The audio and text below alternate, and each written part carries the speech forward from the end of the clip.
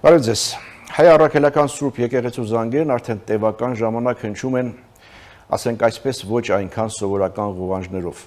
Դրանք հավատացյալ ժողովրդին կանչում են ոչ միայն աղոթքի, այլև մտորումների։ Իսկ ովքեր են ղեկավարում եկեղեցին եւ ովքեր են առաջնորդում հավատացյալ ժողովրդին։ Ուր են տանում այս հոգևոր քաղաքական բախումները։ Աշակ Սրբազանի կալանավորումը դարձավ սկիզբը ոչ միայն նոր քրեական գործի, այլև դրսևորումը խորացող ճգնաժամի, որտեղ եպիսկոպոսների մի մասը հանդիպում է վարչապետի հետ, մյուս մասը իր հավատարմությունն է հայտնում կաթողիկոսին, եպիսկոպոսներից մեկը բարձրաձայնում է, որ եկեղեցին կառավարվում է դրսից, իսկ վարչապետը կծում է իր մոտեցումների կարմիր գիծը։ Ես ուզում եմ, որ եկեղեցին ունենա ոչ թե ինձ, այլ Աստծուն հավատարիմ կաթողիկոս։ Իդեպ, վարչապետը այս կիրակի մասնակցելու է պատարագի Գյումրիում Սուրբ Աստվածածին, ժողովուրդն ասում է Սուրբ յոթ վերք եկեղեցում։ Սրան զուգահեռ եւ սրան միաժամանակ հայ-ադրբեջանական բանակցային գործընթացի փաթեթի հրապարակումը, Մոսկվայի արձագանքը, Զախարովայի տրտունջը, Հայաստան-Եվրամիություն ռազմավարական օրակարգի ստորագրումը եւ Բաքվից հնչող հայտարարությունները այն մասին, որ Հայաստան եւ Ադրբեջանը ապրում են իրենց հարաբերությունների ամենախաղաղ ժամանակահատվածը եւ Բաքուն հույս ունի, որ հաջորդ տարի կստորագրվի հայ-ադրբեջանական խաղաղության պայմանագիրը։ Այսօր ազատազրույցում մենք փորձելու ենք հասկանալ, թե ինչ կա այս հայտարարությունների, բախումների տողատակերում, քաղաքական եւ հոգեվոր կրքերի խաչմերուկում։ Սա ազատազրույցն է Free News-ի եթերում, որտեղ համադրվում են փաստերը, կարծիքները եւ կանխատեսումները։ Զրուցակիցս Հանուն Հանրապետության կուսակցության փոխնախագահ Ռուբեն Մեհրաբյանն է։ Բարև ձեզ։ Բարև ձեզ, պարոն Կիրակոսյան, շնորհակալ եմ հրավերին։ Ես եմ շնորհակալ, որ ընդունել եք հրավերը։ Սկսենք ամենաթարմ իրադարձությունը, Աշակ Սրբազանի ձերբակալություն, այնուհետև կալանք արդեն։ Ինչ է սա նշանակում, ինչի մասին է խոսում, ինչ է փոխում ընդհանուր իրավիճակի մեջ եւ եկեղեցու շուրջ եւ եկեղեցու ներսում։ Նա, այսպես ասենք, եթե աշխարհիկ հարթության վրա դիտարկենք, ապա նա կարելի ասել հայ առաքելական եկեղեցու գործերի կառավարիչն է, կամ աշխատակազմի ղեկավարը, այսպես ասենք։ Եվ եթե նա զբաղվում է գործերով, որոնք առերևույթ տեղավորվում են ներկայացված մեղադրանքի շրջանակներում, այս ամենը բնորոշում է ոչ միայն այդ պերսոնաժին, այլ այդ կառույցին ինքնին։ Եվ այո, ես կիսում եմ ձեր այդ գնահատականը, ձեր նախաբանի, որ խոսք է գնում խորը ճգնաժամի մասին, ինստիտուցիոնալ ճգնաժամի մասին, բայց դրա հետ մեկտեղ հենց այդ ինստիտուտի ներսում կա անկալում, որ ճգնաժամի հետ գործ ունենք եւ կա կամք այդ ճգնաժամից դուրս գալու համար եւ մարդիկ այո չմտածելով թե իրենք շատ են, քիչ են, հա, քանակապես մարդիկ պարզ արտահայտում են իրենց կարծիքը, դնում իրենց ստորագրությունն իրենց դիրքորոշման տակ եթերներով հանդես գալիս եւ այո, պայքար է։ Նաեւ այդ ճգնաժամի դրսևորումները մենք տեսնում ենք հանրային ընկալումներում, նոր որ գալիս էի ձեզ հետ հանդիպման, այդ Մարսելում կադրերը տեսա, շատ մտահոգիչ է, որ այդ վերաբերմունքին է արժանանում հայ առաքելական եկեղեցու Գրիգոր Լուսավորչի գահը զբաղեցնող մարդը այդ կարգի վերաբերմունքի է արժանանում։ Այդ կարգի վերաբերմունքի է արժանանում իր կողմից մատուցվող պատարակները, երբ մայր տաճարին այդ գից հրապարակը դատարկ է, հասկանում եք, երբ ասենք իր կողմից հետապնդվող հոգևորականների կողմից մատուցված պատարակներին հավաքվում է այնքան մարդ, որ այդ եկեղեցիները երևի վերջին տասնամյակներում այդքան մարդաշատ չէին եղել։ Միայն հենց այդ առիթով, այս ամենը շատ բաների մասին է վկայում, բայց ես չեմ տեսնում ասես նախադրյալներ, որ կաթողիկոսը հասկանում է այս ամենը, նա համառում է, միանգամայն այն անտեղի, ինչը շատ վտանգավոր է եկեղեցու հեղինակության համար, եկեղեցու ապագայի համար։ Դուք ասում եք եկեղեցու ներսում կա գիտակցում, որ ճգնաժամ է եւ այդ ճգնաժամը պետք է լուծել եւ մարդիկ դուրս են գալիս եթերներում հայտարարում են իրենց դիրքորոշման մասին, բայց մյուս կողմն էլ կա չէ, որ նույն մարդիկ իրենց նույն մարդիկ չէ, մյուսները ստորագրություն են տնում, հավատարմություն են հայտնում կաթողիկոսին։ Այո, սա պայքար է, բայց ի վերջո այդ ամենը ինքնանպատակ չէ եւ չի կարող լինել։ Ի վերջո խոսքը կանոնիկ հարցերի մասին է, խոսքը հետևորդներ հոգևորական վերնախավ հարաբերությունների մասին է, եկեղեցի հասարակություն հարաբերությունների մասին է, եկեղեցի պետություն հարաբերությունների մասին է եւ նաեւ չմոռանանք հայ առաքելական եկեղեցին գլոբալ կառույց է եւ եկեղեցին նաեւ դիրքավորում ունի աշխարհի առաջ եւ այս ամենը ներկայումս գտնվում է խորը ճգնաժամի մեջ։ Ասում եք, սա նաև եկեղեցի պետություն հարաբերությունների մասին է, ես պայմանական ասեմ եկեղեցի պետություն, քանի որ պետություն, չգիտեմ, իշխանություններն ասում են, որ սա ոչ թե պետության, այլ իշխանությունների որոշ ներկայացուցիչների կամ բոլոր ներկայացուցիչների, չգիտեմ։ Սա ինչ է նշանակում, ո՞րն է այդ լեզուն, իշխանությունների լեզուն։ Այնուամենայնիվ պետության հետ խնդիրը, որովհետև Երկրորդ համաշխարհային պատերազմից հետո, երբ բոլշևիկյան իշխանության քաղաքականությունը եկեղեցիների կրոնի հանդեպ մի քիչ ավելի մեղմ դարձավ, մի այսպես կարգավորումներ, հա, կազմվեցին Ստալինի կողմից, Ստալինի վարչակազմի կողմից այն ժամանակ, եւ դրանից հետո ոչինչ չի փոխվել։ Մենք իներցիայով մտել ենք հետխորհրդային ժամանակաշրջան եւ այդ իմաստով ոչինչ ըստ էության չի փոխվել։ Մենք ունենք այսօր այս ստալինյան բազան եկեղեցի պետություն հարաբերությունների, որը իներցիայով գալիս է։ Մինչդեռ Հայաստանն անկախ պետություն է եւ այս ամենը պահանջում է նոր կարգավորումներ, նոր կանոնադրություն, նոր հիմնարար փաստաթղթեր։ Ես էլ չեմ խոսում, երբ գալիս էի ձեր մոտ, գիտեի, որ այս հարցերը դուք հաստատապես կշոշափեք, ես ուղղակի օրինակ եմ նայում եմ Ռոմի կաթոլիկ եկեղեցու արած աշխատանքը, հա։ Աշխարհում տեղի ունեցած մարդկանց հուզող իրադարձությունների, պրոբլեմների շուրջ Հռոմի Պապը, այսպես էնցիկլիկաների, հա, միջոցով, դա փաստաթղթի դոկտրինալ փաստաթուղթ է, հա,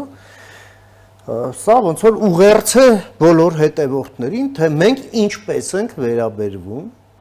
ասենք, իրավահավասարությանը, չգիտեմ, կանանց իրավունքներին, բանվորների իրավունքներին, հա, ժողովրդավարությանը, պատերազմին եւ խաղաղությանը եւ այլն։ Մեր եկեղեցին այդ իմաստով բոբիկ է։ Հասկանում եք։ Այո, Հռոմի կաթոլիկ եկեղեցին նաեւ պետություն է։ Հա, այսինքն սա նաեւ, այսպես ասենք, պետական քաղաքականության պես մի բանը իր սպეციფიკայով, հա, կրոնական սպეციფիկայով։ Էջմիածինը պետություն չէ, բայց Էջմիածինն էլ պետության մեջ է, անելիք ունի նաև պետությունը։ Այստեղ գիտեք ինչ, ել եմ ասում, եկեղեցի պետություն հարաբերությունների ճգնաժամ հաստատապես կա եւ կա անելիք թե պետության կողմից, թե եկեղեցու կողմից։ Ի վերջո, եկեք մենք մեզ մի հարց տանք, մեզ եկեղեցին,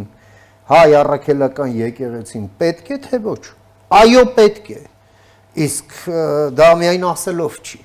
Դա ենթադրում է մեծածավալ աշխատանք այդ գիտակցմամբ, հա, որ պետք է։ Որում կրկնում եմ, թե եկեղեցու, թե աստվածաբանների կողմից, հա։ Ի վերջո 21-րդ դարը, երբ մենք գտնվում ենք հիմա տեխնոլոգիական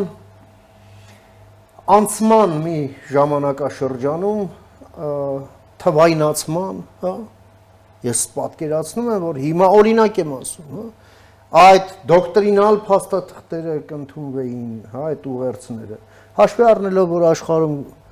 հազարավոր կան, չգիտեմ, անգլալեզու հայեր, ռուսալեզու հայեր, արաբալեզու հայեր, իսպանալեզու, պորտուգալալեզու հայեր, չէ՞։ Եվ այլն, ֆրանսալեզու հայեր։ Այո, մի 10-15 լեզուներով, այո, այդ համաքրիստոնեական այդ խորապատկերին հայ առաքելական եկեղեցին իր ուրույն դերը, իր ուրույն գույնով ներկայացված կլիներ որպես արդիական, նույնիսկ այսպես իր շատ բարձր էկումենիկ ներուժով, հա, որպես աշխարհի ամենահին քրիստոնեական եկեղեցի,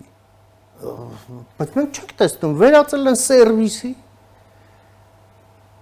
մտել են Հայաստանի ներսում գլոբալ կառույցը միջկուսակցական բազարի մեջ, հասկանում եք։ Էլ չեմ խոսում այնինչ բաց տեքստով հարգարժան Սրբազան Վազգեն arczepiskopos Միրզախանյանն է ուղիղ տեքստով ասում, որ դրսից է կառավարվում։ Որն է այդ դուրսը։ Որն է դուրս, այս անունն էլ կարող եմ տալ։ Պուտինը եւ Կիրիլը։ Որի դեմ ստորակարշորեն սողում է այսօրվա կաթողիկոսի պաշտոնը զբաղեցնող անձը եւ իր եղբայրը Մոսկվայում։ Եկեք այդ վիրավորական ձևակերպումը չվիրավորական չի, ես փաստն եմ արձանագրում, պարոն։ Տեսեք, դուք ասում եք դրսից է կառավարվում, հղում եք անում եպիսկոպոսին եւ մատնանշում եք եւ հիմնավորում եք, չեմ էլ կասկածում, որ կարող եք հիմնավորել, բայց հրապարակում հնչում են նաեւ հայտարարություններ, որ այդ դուրսը պայմանական ասած ռուսամետներն էլ կապում են արևմուտքի հետ։ Տեսեք, ուղիղ կապ են տեսնում Կայա Կալասի հայտարարության եւ Սրբազանի ձերբակալման կալանավորման մեջ։ Այնտեղից հնչում է հայտարարություն, որ Եվրամիությունը մեծ դրամական միջոցներ է հատկացնելու, ֆինանսավորելու է արտաքին ճնշումներին, ազդակին ազդեցություններին դիմակայուն լինելու համար եւ ասում են սա կարծես այսպես կարտ բլանշեր, որ ներողություն է։ Հա, այդ ձեր վկայակոչած ռուսամետներն էլ կարող են ասել Կայա Կալասն է Արշակ arczepiskopos-ի մոտ նարկոտիկ գցել։ Կասեն, ինչ ա եղել։ Մենք հասկանում ենք, որ այդ սեգմենտի մոտ ոչ խելք կա, ոչ մեղք։ Մենակ երկար լեզու եւ անջատած ուղեղը։ Դրա համար ես չգիտեմ, ես սա ոնց մեկնաբանեմ կամ ինչու մեկնաբանեմ։ Լավ, հիմա առաջևում եպիսկոպոսատ ժողովն է, սա հնարավորություն է ինչ-որ լուծում գտնելու, թե խորացնելու է բաժանարար գծերը։ Կարող է լինել հնարավորություն, բայց ոնց տեսնում ենք ամենայն հայոց կաթողիկոսը սա ուզում է ոչ թե որպես հնարավորություն օգտագործել եկեղեցին ճգնաժամից դուրս բերելու համար, այլ իր համար հնարավորություն որպես օգտագործել կարճած իր պաշտոնին մնալու համար։ Ցավոք սրտի, որովհետև ես նաև տեղյակ եմ, որ ոչ բոլոր եպիսկոպոսներն են հրավիրված, ոչ հաճո եպիսկոպոսած դասի ներկայացուցիչները չեն հրավիրված չեն Պոլսո եւ Երուսաղեմի պատրիարքարանի եպիսկոպոսները Անտիլիասից ոնց որ էլի հրավիրված չեն Սա վերաբերվում է ամբողջ եկեղեցուն Հիմա դուք ասում եք հնարավորություն, այո, ամբողջ եկեղեցու համար սա կարող է լինել որպես հնարավորություն, բայց կլինի թե ոչ, հավանականությունը քիչ է, բայց կա, ի վերջո եթե չեն հրավիրում, կարելի է նաև առանց հրավերի գալ։ Խոսքը եկեղեցուն է վերաբերվում, այո, Կանոնակարգով բոլոր եպիսկոպոսները պետք է հրավիրված լինեն։ Հիմա եթե չեն էլ հրավիրել, հարգարժան սրբազանները, սրբազան հայրերը որևէ ձևով իրենց կաշկանդված պետք է չզգան, հա, այցելելու եւ հարցեր բարձրացնելու համար։ Այո, ես լիովին կիսում եմ այն մոտեցումը, որքան էլ որ ողբալի իրավիճակի հետ մենք գործ ունենանք, կաթողիկոսի պատիվը մեր բոլորի պատիվն է, նույնիսկ եթե կաթողիկոսը դա չի գիտակցում։ Լավ, Եվ դրա համար այո, ժամանակն է, որ նա գնա հանգստի եւ մենք ունենանք մի անցման շրջան, որը կնախապատրաստի նոր ընտրություններ Այդ նախապատրաստական շրջանում համապատասխան նորացված կարգավորումներ կընդունեն, ավելի ժողովրդավարական, հա, եւ ավելի հաշվետվողականություն ապահովող, հա, որ ոչ թե ստացվի այնպես, որ 99 թվականին կաթողիկոս ընտրողների մեջ լինի Զորի Բալայանը, հասկանում եք մենք ինչի հետ գործ ունենք։ Ձեռեք առել ձեզ։ Այս ամենը մաքրելա պետք։ Սա վարակ է, ուղղակի Եվ պետք է վարակազերծելու։ Լավ, այս թեման համարենք, ինչքան էլ խոսենք ենք այնքան հնարավոր է շարունակել, բայց այսքանով սահմանափակվենք եւ շարունակենք հայ-ադրբեջանական բանակցային գործընթացի փաստաթղթերի հրապարակում եւ Ռուսաստանի արձագանք Զախարովայի արձագանքին վստահ եմ ծանոթ եք։ Ինչ մեկնաբանություններ ունեք, փոքր դատարից հետո շարունակենք, կվերադառնանք վարքյաններ անց։ Իշեցնեմ սա ազազուրսն է Free News-ի եթերում, ես զրուցում եմ հանուն Հանրապետության կուսակցության փոխնախագահ Ռուբեն Մեհրաբյանի հետ։ Մենք հասանք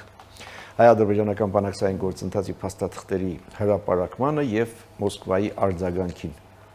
Գիտեք ինչ, նախ փաստաթղթերի մասով ես չեմ ուզում առանձին կետերի, առանձին փաստաթղթերի վրա ընդհանուր, հա, այսպես ինտեգրալ մենք ուղղակի քանի որ այն սերնդից ենք, որ այդ 20-ամյա կրիմինալ դիկտատուրայի տարիները եղել են մեր այսպես գիտակից կյանքի տարիներին, ապա ուղղակի աչք է ծակում այն խզումը, որը կար այն հրապարակային խոսքում, հա, եւ այն իրականության մեջ, որոնք արտացոլում են այդ փաստաթղթերը։ Ուղղակի ցույց է տալիս, թե ինչ աստիճանի ստորության հետ ենք մենք գործ ունեցել այդ իշխանությունների օրոք, որոնք ամենա ցինիկ ձևով ուղղակի դրել ու շահագործել ու քշել են Ղարաբաղի թեման։ Միանգամից այն վերածել հող տալու թեմայի եւ ըստ այդմ մարդկանց բաժանել հող տվողների եւ չտվողների ու այն բանով, որ իրենք էլ չտվողն են, հասկանում եք, ամբողջ հարցը սա է, ամբողջ ցինիզմը հենց սրա մեջ եւ այդ ամենը ուղղակի հենց ժամանակագրության մեջ, ոնց որ մենք տեսնում ենք, ինչպես է, որ սխալ բուժման հետևանքով, հա, մարդը ոնց է հալվում, հա, եւ վերջում հոգին տալիս։ Այս ամենը կարծում ես որպես քրեական գործ, այդ քրեական գործին կից սպանվածի դատաբժշկական եզրակացություն, հա։ Այս զգացողությունն է այս ամեն ինչում եւ այս ամենը ամբողջանում է Ռուսաստանի կողմից էթիկայի էթիկայի կանոնների խախտման մեջ մեղադրանքները։ Փորձենք հասկանալ որն է ռուսական էթիկան, որը մենք խախտել ենք եւ ինչու է մռմռում Տիկին Զախարովան։ Դե Զախարովայի մռմուրները շաբաթը մեկ Հայաստանի ուղղությամբ այլևս դարձել են այսպես եթերային աղմուկի նման մի բան եւ շատ դեպքերում նույնիսկ մեր ուշադրությունը չի էլ գրավում, բայց այս դեպքը շատ ուշագրավ է, որովհետեւ այս ամենում երևում է Ռուսաստանի այն խիստ չարորակ եւ տոքսիկ դերը, որը ունեցել է ընդհանրապես հետխորհրդային Հայաստանի եւ ընդհանրապես հայ ժողովրդի ասելով Ռուսաստանն ամեն ինչ արել է։ Դե ասելով հում չի։ Հա, ամեն ինչ արել է ինչի համար։ Այդ հոյ դա էլ էս։ Ամեն ինչ այո, Ռուսաստանն ամեն ինչ արել է Հայաստանը որպես պետություն քամելու, Հայաստանը որպես պետություն բովանդակազրկելու եւ Հայաստանը որպես պետություն նախապատրաստելու վերակլանման համար, այո, ամեն ինչ արել է։ Եվ սա շարունակությունն է այն քաղաքականության, որը ռուսական կայսրությունը վարել է վերջին 150 տարվա մեջ։ Եվ այո, Ռուսաստանն ամեն ինչ արել է եւ ամեն ինչ անելու է մեզ փրկելու համար, մինչեւ Կովկասում վերջին հայը։ Այո։ Այս սրանից է մռմռում Տիկին Զախարովան, որ այս ամենը փաստաթղթավորված Հայաստանի կառավարության կայքում հրապարակված, իսկ ես կարծում եմ, որ սա միայն առաջին չափաբաժինն է, այս փաստաթղթերը ոչ միայն պետք է լրացվեն, այլև սա կառավարության կայքի մեջ որպես մի բաժին է հիմա, հա, այսպես մի մեջը հղում պետք է լինի եւ մի առանձին պետական կայք, որը ողջ ժամանակագրությամբ հարցազրույցներ, մեկնաբանություններ, հայտարարություններ, իրադարձություններ ամբողջը զետեղվի պատկերն ամբողջացնելու համար։ Լավ, որովհետև նույնիսկ սրանից հետո էլի մենք տեսնում ենք, ասենք, որոշ ցածր սոցիալական պատասխանատվությամբ խմբեր, էլի ինչ որ բերանները գլուխներից լայն բացած ինչ-որ բաներ են խոսում, հասկանում եք։ Հիմա էլ ասում են Key West-ը չկա, Key West-ը ես չեմ ուզում մենք անդրադառնանք առանձին դրվագների 2019 թվական Key West, չգիտեմ, նամակ բան եւ այլն, կամ ավելի լավ է մեր օրեր, այսօրվա զարգացումներ, Հայաստան Եվրամիություն ռազմավարական օրակարգ։ Սրա հետ կապված ինչ դիտարկում։ Սա պատմական առաջընթաց է, որը մենք արձանագրում ենք, բայց իմ մոտ այնպիսի տպավորություն է, որ մենք այս ամենի լրջությունը ոնց որ մինչև վերջ չենք պատկերացնում, պարոն Կիրակոսյան։ Մենք թևակողել ենք մի փուլ, որը այո, կոչվում է Հայաստան Եվրամիություն ռազմավարական հարաբերություններ, ռազմավարական օրակարգ, գործընկերության մակարդակի հարաբերություններ։ Մենք ներսում այն պատկերացումն է, որ խոսքը գրում է միայն վիզաների ազատականացման մասին, ուրիշ բան չունենք մենք։ Հալա միքչել առևտուր։ Դրա մասին չի խոսքը։ Խոսքը եվրոպական ստանդարտների մասին է, որ պետք է ներդրվի Հայաստանում։ Եվրոպական պրակտիկաների մասին։ Նաև պաշտպանության անվտանգության մասին։ Նաև, այո, եւ երբ վարչապետն ասում է, որ կադր չկա, այո, նաև կադրերի պատրաստման համար։ Այս պրակտիկաները, այս ստանդարտներն իրականություն դարձնողների Եվրոպան կարող է օգնել, բայց Եվրոպան մեր անելիքը մեր փոխարեն չի պատրաստում եւ չի էլ կարող անել։ Մենք համապատասխան կառուցվածքային փոփոխություն պետք է կատարենք նաև մեր կառավարման համակարգում, որպեսզի առանձնացնենք այն ստորաբաժանումները, որոնք միայն սրանով պետք է զբաղվեն։ Դա չկա։ Պլյուս դրան։ Դե երևի Եվրամիության հետ ռազմավարական գործընկերություն նաև նշանակում է մեր արտաքին քաղաքականության սինխրոնիզացիա եվրոպական, համաեվրոպական արտաքին քաղաքականության հետ։ Մինչդեռ մենք տեսնում ենք մի հարցում, որը դե այստեղ թե քաղաքական, թե ռազմավարական, թե մարդասիրական հարց կա, Հայաստանը ձեռնպահ է քվեարկում։ Խոսքը վերաբերվում է ֆաշիստական Ռուսաստանի կողմից ուկրաինացի երեխաներին, որ տարել են Ռուսաստան, առևանգել են երեխաներին, դրանց վերադարձի անհրաժեշտությաններ վերաբերում։ Հայաստանը քվեարկում է ձեռնպահ։ Երբ կողմ է քվեարկում Միացյալ Նահանգները, Եվրամիությունը, Մեծ Բրիտանիան, Իսրայելը, այդքան տարաձայնությունների պայմաններ։ Ռուսաստանից կախվածությունների հետ կապված կախվում եք, հետո ասում եք կախվածությունը։ Մի կախվեք։ Կախված եղել է։ Կախվածից իջեք։ Կախվածից շարուն հիմա իջնում ենք, չէ՞։ Դե ուրա, մենք շարունակում ենք մնալ ՀԱՊԿ-ի անդամ,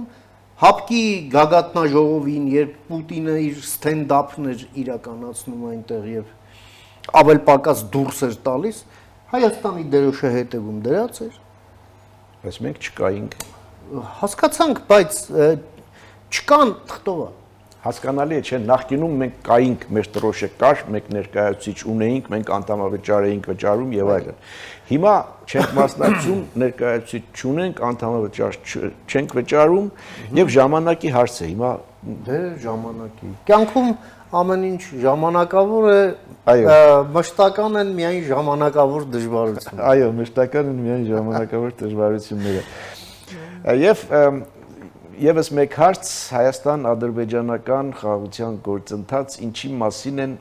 Ադրբեջանից հնչող հայտարարությունները Ամիրբեկով, Բայրամով, մեկը ասում է, որ Հայաստանը եւ Ադրբեջանը ապրում են իրենց ամենախաղաղ ժամանակաշրջանը, մյուսն ասում է, որ Բաքուն հույս ունի եկող տարի ստորագրել հայ-ադրբեջանական խաղաղության պայմանագիրը։ Այո, այս ամենը փոխկապակցված հայտարարություններ են եւ ամենայնի արտացոլում են այն փոփոխությունները, որոնք տեղի են ունենում արդեն, հա։ Մեր տարածաշրջանում եւ Բաքուն եւ Երևանը այդ իմաստով այդ փոփոխություններին համահունչ են մի կողմից, մյուս կողմից էլ հենց հեղինակներն են այդ փոփոխությունների։ Իդեպ այստեղ էլ շատ կարեւոր է արձանագրել, որ այս ամենը զարգացման միտում ունի, այս ամենը շատ կարևոր է Երևանի եւ Բաքվի որոշումն է։ Իհարկե այստեղ շատ մեծ է թե Եվրոպայի ազդեցությունը, թե Միացյալ Նահանգների ազդեցությունն այս process-ի վրա։ Եվ այստեղ շատ կարևոր է, որ այն երկիրը, որի խնդրի հետ կապված մենք ձեռնպահ քվեարկեցինք 3 ցավոք սրտի, այդ երկրի շնորհիվ ջարդվում է Ռուսաստանի ատամները եւ ողնաշարը եւ նվազեցվում է նրա ներկայությունը եւ ներգրավվածությունը մեր տարածաշրջանում։ Այս ամենը իրար հետ վերցրած այո նպաստում է այս փոփոխություններին եւ ադրբեջանցի պաշտոնյաներն էլ դա արձանագրում են արդեն, այսինքն ոչ միայն Երևանն է խոսում դրա մասին, այլև Բաքուն։ Սա իհարկե հուսադրող է, բայց մենք ճանապարհի միայն սկզբնամասում ենք։ Այստեղ էլ շատ մեծ ծավալի տնային աշխատանք կա, որ մենք պետք է անենք բոլոր ուղղություններով, որպեսզի համարժեք լինենք այս փոփոխություններին։ Շնորհակալ եմ զրույցի համար։ Ես եմ շնորհակալ։ Հետևենք իրադարձությունների զարգացումներին։ Սա ազատ զրույցներ Free News-ի եթերում ես զրուցում էի Հանուն Հանրապետության կուսակցության փոխնախագահ Ռուբեն Մեհրաբյանի հետ։ Լավ մնացեք, կհանդիպենք։